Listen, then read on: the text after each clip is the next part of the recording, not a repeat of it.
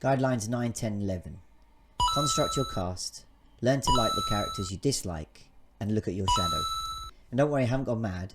The reason I'm putting these 3 guidelines together is that they make up the core process of my mindset transformation work, which is construct, deconstruct, reconstruct.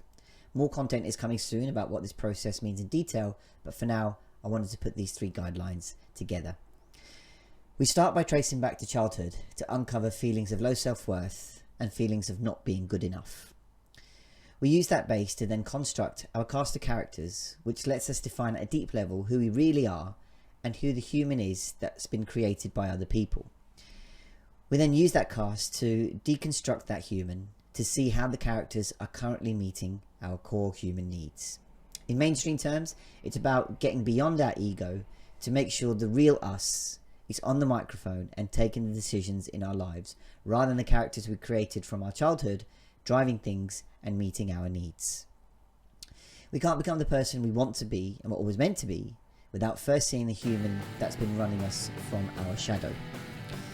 Once we shine the light on the parts of us that we've been repressing for decades, we can then bring it to our conscious and do something about it.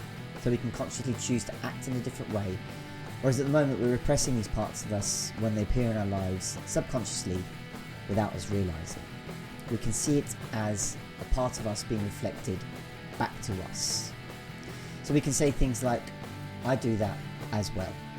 And from there, we can be kind to ourselves and show compassion to the characters we've previously judged and disliked, remembering that we're all flawed human beings. The key is to bring back everything to us by taking radical responsibility and asking in what way are we responsible for the things that we say we don't like. After we've observed and shone a light on those parts of us, we can go back to our cast and ask in what other ways can we meet our needs more healthily. We can consciously choose to stop certain parts of us from taking the mic without beating up those parts of us for not being good enough.